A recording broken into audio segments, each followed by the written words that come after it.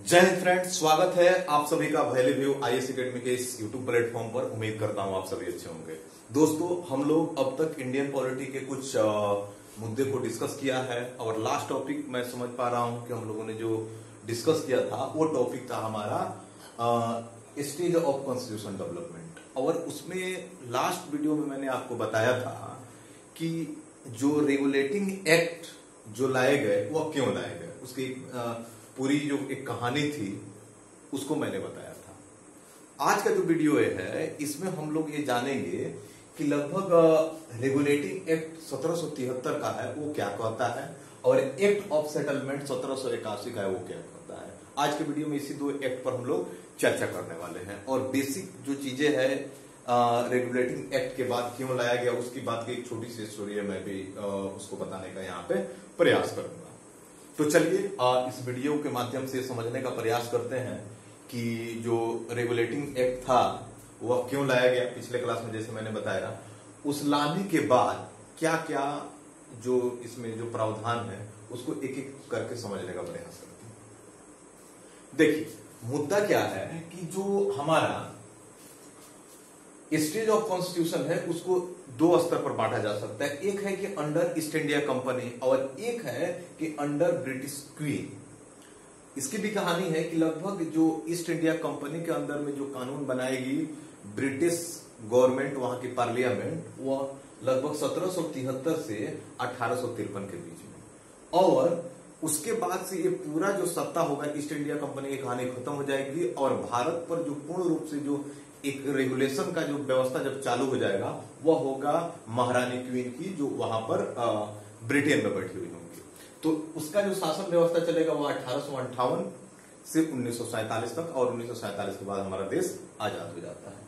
तो देखिए, लगभग जो 1773 का जो पहला जो रेगुलेटिंग एक्ट आएगा वह रेगुलेटिंग एक्ट मतलब आधुनिक भारत में यह पहला एक लिखित दस्तावेज होगा जिसका प्रयोग करके भारत की शासन व्यवस्था को चलाई जाएगी। यानी कहने का मतलब यह है कि यहां ब्रिटेन है और ब्रिटेन की पार्लियामेंट ये डिसाइड करेगी कि किस प्रकार के लॉ एंड ऑर्डर बनाए जाए इंडिया के लिए, और वहां की पार्लियामेंट लॉ एंड ऑर्डर को बनाएगी और इस लॉ एंड ऑर्डर को जो रेगुलेट करने का काम होगा, ग्राउंड स्तर पर लाने का काम होगा, वो काम यहां की जो ईस्ट इंडिया कंपनी है वो करेगी। अर्थात आसान भाषा में मैं आपको बताऊं तो अभी के समय में जो सेंटर के द्वारा जो कानून बना दिए जाते हैं और उस कानून को अगर ग्राउंड स्तर पर स्टेट गवर्नमेंट उसको अगर फॉलो करे, या मतलब जो प्रशासनिक विभाग में जिसकी आप प्रिपरेशन कर रहे हैं सिविल सर्विसेज का, आप एसडीएम बनते हैं, डीएम बनते हैं, जो सरकार के द्वारा जो कानून बनाए जाते हैं उस कानून को जमीनी स्तर पर लाना, उस कानून को इम्प्लीमेंट करना ताकि हर लोगों को उससे प्रॉफिट मिले, यही काम आपकी ईस्ट इंडिया कंपनी करेगी 1773 से लेकर के 1853 के आसपास। इसमें क्या क्या अलग अलग स्टेट, जैसे आप देखेंगे कि 1773 का एक्ट लेकर के आया जाएगा, उसके बाद एक्ट ऑफ सेटलमेंट आएगी 1781 में, उसके बाद 1786 में पीट्स इंडिया एक्ट आएगा। इसी तरह लगभग आपके एक्ट होंगे 1853 तक का, जिसका अगर उस सिस्टम को चलाने का जो श्रेय होगा, इम्प्लीमेंटेशन का जो श्रेय होगा वह होगा ईस्ट इंडिया कंपनी का। लेकिन अब जैसे आपको पता होगा कि 1857 की जब क्रांति होगी और वहां ब्रिटेन की जो क्वीन होगी, जब उनको ये चीजें समझ में आ जाएगा कि ईस्ट इंडिया कंपनी सही में गलत कर रहा है, तो ईस्ट इंडिया कंपनी की कहानी खत्म कर दिया जाएगा।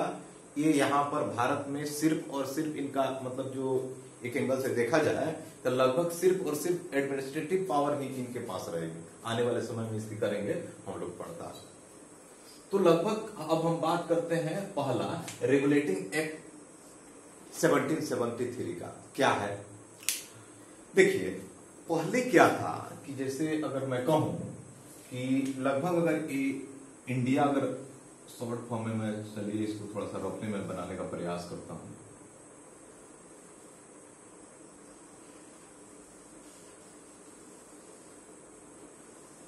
चलिए ठीक है, थोड़ा सा माफी चाहूंगा कैसे हूं, मैंने इसको जस्ट बनाने का प्रयास किया। तो जो लगभग छोटे छोटे जो पार्ट थे ना, इसे जैसे मैं यहाँ कहूँ तो इसको बॉम्बे प्रोविंस कहा जाएगा। ये वाला क्षेत्र आप देखेंगे तो इसको आपको मद्रास प्रोविंस कहा जाएगा।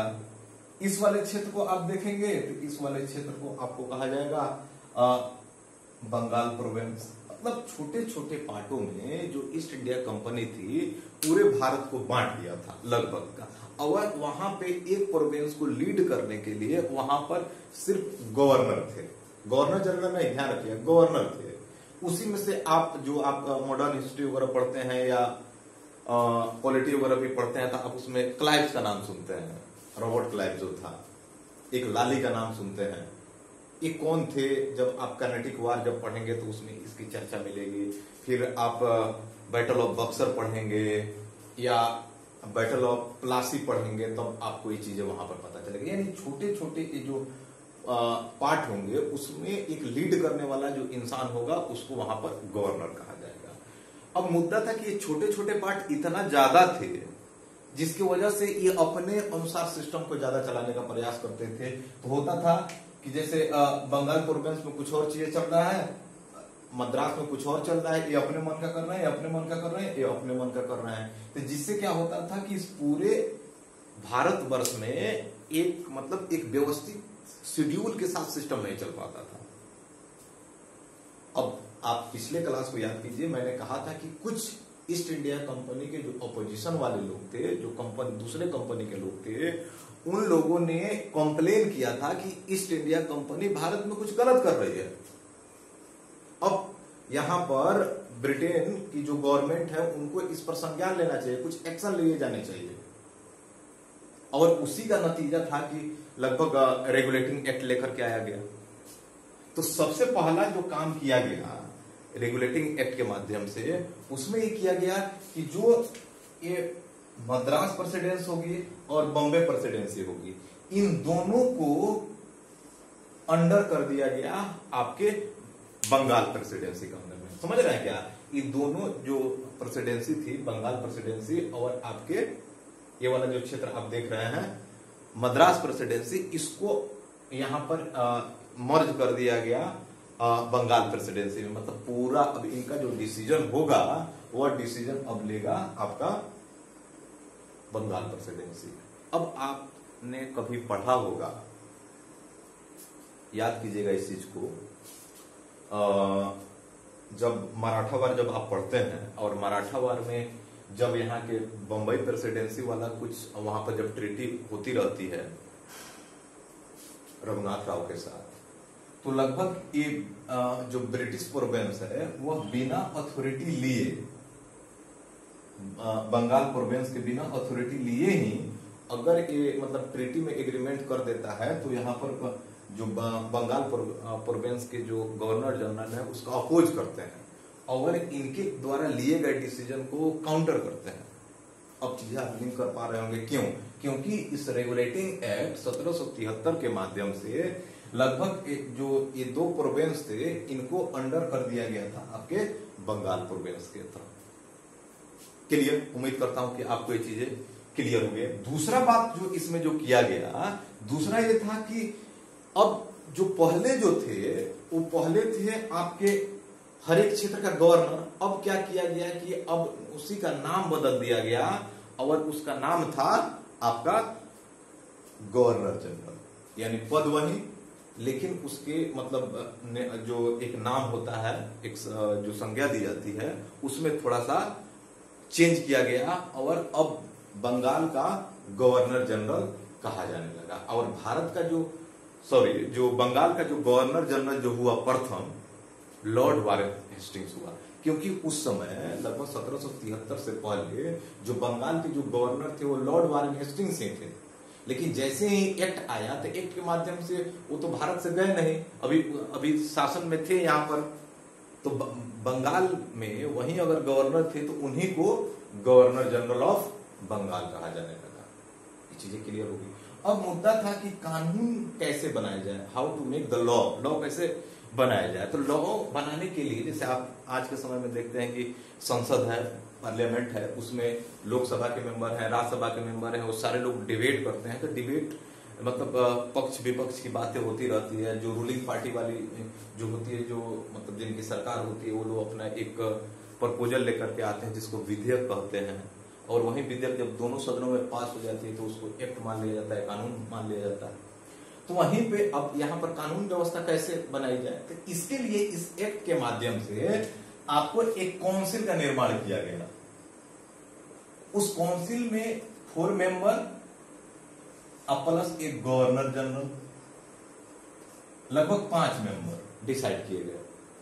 अब ये 5 मेंबर को ये अथॉरिटी दिया गया कि लगभग बंगाल, उड़ीसा और बिहार वाले क्षेत्र में, और चूंकि मुद्दा ये था कि लगभग काफी हद तक आगे वाले एक्ट में जानेंगे हम लोग, जो बंबई और मद्रास जो प्रेसिडेंसी थी, अभी इनकी पूर्ण राइट छीना नहीं गया था। बस इतना ध्यान रखिए कि ये लोग अंडर आ गए थे किसके, बंगाल प्रोविंस के, लेकिन अभी भी इनके पास कानून बनाने का अधिकार मेंटेन था। लेकिन जब हम जाएंगे, सिस्टम को और पढ़ने का प्रयास करेंगे, तो आप देखेंगे कि सिस्टम को सेंट्रलाइज करने का प्रयास किया जाएगा। सेंट्रलाइज मतलब कि एक मतलब जो एक डिसीजन मेकिंग जो लिया जाने की जो प्रक्रिया वो एक जगह से लिया जाए। और आप देखेंगे कि लास्ट में लगभग आप मिड टाइम जाते जाते, पूरे एक्ट के मिड टाइम जाते जाते लगभग आपके जो बंगाल प्रोविंस होंगे, उस बंगाल प्रोविंस के पास ये इतना अथॉरिटी हो जाएगी कि वो लगभग सिस्टम को जस्ट लाइक ए सेंट्रलाइज बनाने में काम करती हुई नजर आएगी आपको। एनीवे उस पर करेंगे चर्चा आने वाले समय में। तो लगभग आप देखेंगे। और दूसरा एक इंपॉर्टेंट चीज है कि इसी एक्ट, रेगुलेटिंग एक्ट 1773 के माध्यम से आपके एक कोलकाता में एक सुप्रीम कोर्ट का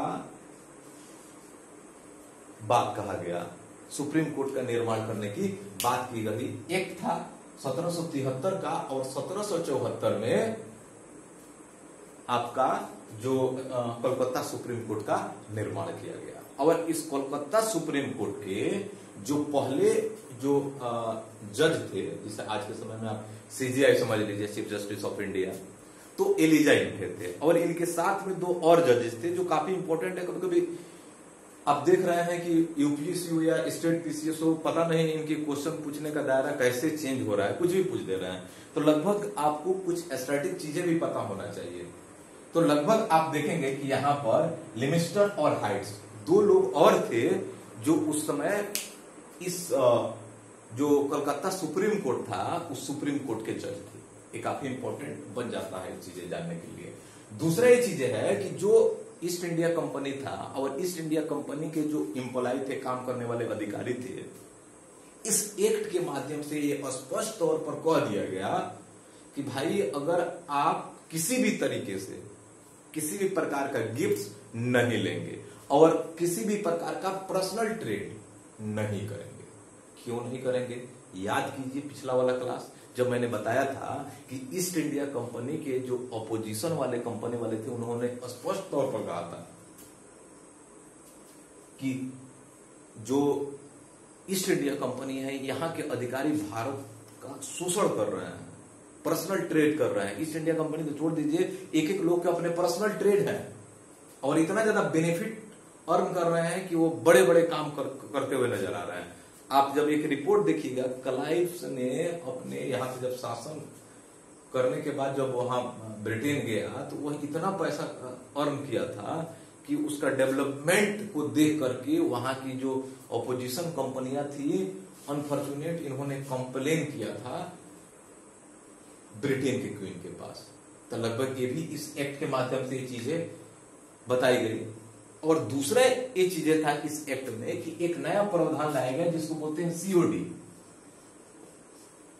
यानी कोर्ट ऑफ डायरेक्टर्स। अब कोर्ट ऑफ डायरेक्टर्स क्या है, अब समझिए इस चीज को, थोड़ा सा यहां समझने वाली चीज है कि जैसे आप यहां देखेंगे कि जैसे कि जो ब्रिटिश पार्लियामेंट होगी वहां ब्रिटेन में, यहां जैसे यहां पर होंगे COD, court of directors. Courts of director का काम होगा कि ब्रिटिश पार्लियामेंट को रिपोर्ट करना। किस प्रकार के रिपोर्ट? कि लगभग भारत में सिविलियंस कैसे हैं, मतलब यहाँ के लोगों की मतलब सिस्टम कैसे चल रहा है। ऐसा तो नहीं है कि लगभग ईस्ट इंडिया कंपनी इनको प्रताड़ित कर रही है, इनके ऊपर जुल्म कर रही है। दूसरी चीज है कि लगभग जो ईस्ट इंडिया कंपनी है वह अपने आर्मी जो है वो किस प्रकार से तैयार कर रही है। मतलब ऐसा तो नहीं कर रही है कि मतलब लोगों को परेशान करने के लिए अपनी आर्मी सेना को बढ़ाती जा रही है, एक आर्मी। और दूसरा ये चीज था कि टैक्सेस सिस्टम, कि जो ब्रिटिश जो ईस्ट इंडिया कंपनी कैसे टैक्स लगा रही है। अब इस सारा जो ईस्ट इंडिया कंपनी होगा, ये सारा वो कोर्ट ऑफ डायरेक्टर्स के पास अपना रिपोर्ट सबमिट करेंगे, और कोर्ट ऑफ डायरेक्टर्स जो होगा वह अपना रिपोर्ट ब्रिटिश पार्लियामेंट के पास पहुंचाएगा, और ब्रिटिश पार्लियामेंट इन्हीं सारे रिपोर्टों को अध्ययन करेगा, और आने वाले समय में जो अगला एक्ट आएगा, अगला कॉन्स्टिट्यूशन डेवलप होगा, मतलब कॉन्स्टिट्यूशन में मतलब जैसे मान के चलिए कि 10 साल के लिए, 15 साल के लिए, 20 साल के लिए, इस प्रकार से ये लोग मतलब एक एक्ट लेकर के आते थे। तो जो अगला एक्ट लेकर के आएंगे इस रिपोर्ट के आधार पर लेकर के आएंगे। लेकिन इस एक्ट में यही चीजें मैंने यहां पर लिख दिया है, आप समझ पा रहे होंगे। लगभग मुद्दा यह है कि ताकि आप स्क्रीनशॉट ले, तो हो सकता है कि मेरी बातें आप नहीं लिख पा रहे हो, मैं तेज बोल रहा हूँ, ये भी हो सकता है। तो लगभग जब आप स्क्रीनशॉट लेंगे तो ये चीजें आपको मिल जाएगी। मैं हिंदी में बोल रहा हूँ, इंग्लिश में लिखा हुआ है, ये चीजें आपको ये चीजें क्लियर हो जानी चाहिए। अब हर चीजें पॉसिबल नहीं है कि मैं हिंदी में बोलूँ, हिंदी में ही लिखूं, या इंग्लिश में ही लिखूं, इंग्लिश में ही बोलूं। तो मेरा प्रयास ये रहता है कि चाहे आप किसी भी मीडियम से हो, मतलब आपके कॉन्सेप्ट क्लियर हो जाने चाहिए, किसी प्रकार का कंफ्यूजन नहीं होना चाहिए। और नॉलेज के लिए यकीन मानिए, लैंग्वेज किसी प्रकार का वेरिएशन नहीं होता। अगर कोई इस प्रकार का वेरिएशन अगर लगा रहा है तो सब जस्ट मानिए कि वह एक प्रकार का एक्सक्यूज है और कुछ नहीं। और प्रॉब्लम ये था कि ये काउंसिल, जैसे मैं अभी बताया कि काउंसिल में 4 मेंबर प्लस गवर्नर जनरल और सुप्रीम कोर्ट, ये बीच में टकरा रहे थे कि गवर्नर जनरल की जो काउंसिल है उनकी बात को ऊपर रखा जाए या सुप्रीम कोर्ट की बात को ऊपर रखा जाए। कितना बार तो ऐसा हुआ कि सुप्रीम कोर्ट ने ईस्ट इंडिया कंपनी के अधिकारियों को ही मतलब उनपे सजा सुना दी। अब ये ईस्ट इंडिया कंपनी ने पूरा रिपोर्ट किया यहाँ पर, ब्रिटिश पार्लियामेंट ने बोला कि सुप्रीम कोर्ट तो हमको चलने ही नहीं दे रहा है, जब हम व्यापार ही नहीं कर पाएंगे, अच्छा एडमिनिस्ट्रेटिव सिस्टम चला नहीं पाएंगे, तो फिर भारत में रहने का हमारा क्या उद्देश्य है। कुछ हम कर ही नहीं पा रहे हैं, कुछ भी कर रहे हैं। जो कोलकाता जो सुप्रीम कोर्ट है वो हमारे ऊपर तरह तरह के सैंक्शन लगा दे रही है, हो सकता है कि कुछ सजा भी सुनाया जाए। इसको लेकर के समस्या उत्पन्न हो रही थी। इसी को रेक्टिफाई करने के लिए एक्ट ऑफ सेटलमेंट 1781 का एक्ट लेकर के आएंगे। इसमें कुछ था नहीं, इसमें ज्यादा कुछ है नहीं, ज्यादा मैं चीजों को बड़ा करने का प्रयास नहीं कर रहा हूं। मैं ये प्रयास कर रहा हूं जो एग्जाम पॉइंट ऑफ व्यू से आपके लिए काफी महत्वपूर्ण है, उसको मैं बताने का प्रयास कर रहा हूं। तो जो एक्ट ऑफ जो सेटलमेंट जो आया, उसका मुद्दा यही था कि जो सुप्रीम कोर्ट और गवर्नर जनरल के काउंसिल के बीच में जो डिस्प्यूट हो रहे थे, उस डिस्प्यूट को खत्म कर दिया गया और स्पष्ट तौर पर यह बता दिया गया कि supreme court east India company के अधिकारियों पर किसी प्रकार का कोई अवरोध उत्पन्न नहीं करेगी। पहला। दूसरा ये चीजें यहां पर कहा गया कि जो गवर्नर जनरल और गवर्नर जनरल की जो काउंसिल है, जिसका कानून है, जिसका काम है कानून बनाना, वो कुछ काम करेगी। जैसे क्या ध्यान रखेगी कि भारत का कल्चर क्या कहता है, भारत का रिलीजन क्या कहता है, यहाँ की सामाजिक व्यवस्थाएं क्या कहती है, इन सारे बातों को ध्यान में रखते हुए गवर्नर जनरल और गवर्नर जनरल की काउंसिल कानून बनाएंगे। ऐसा नहीं है कि यहाँ के कल्चरल जो लोग मानने वाले हैं, उनकी जो एक विश्वास है, उनका एक ट्रस्ट है, उस पर चोट नहीं करना है। और यही चीजें था आपका एक्ट ऑफ सेटलमेंट। तो उम्मीद करता हूं कि आज का क्लास आप लोगों को बेहतरीन तरीका से समझ में आया होगा। मैं फिर से आपको बोल रहा हूं कि वीडियो को ज्यादा से ज्यादा शेयर कीजिए। इस सारे वीडियो आपके लिए काफी बेनिफिशियल होने वाले हैं। आने वाले समय में मैं इसका थोड़ा सा ड्यूरेशन है, उसको लगभग 45-50 मिनट भी करूंगा। थोड़ा सा वक्त दीजिए चीजों को, और लंबा वीडियो भी बनाया जाएगा ताकि लगभग आप एक बार में ज्यादा से ज्यादा टॉपिक को कवर कर पाए। तब तक दीजिए मुझे इजाजत। कल हम लोग बात करेंगे जो पिट्स इंडिया एक्ट है, और उसके बाद 1-2 देखेंगे कि कल की क्लास में हम लोग कितना कर पाते हैं। Thank you.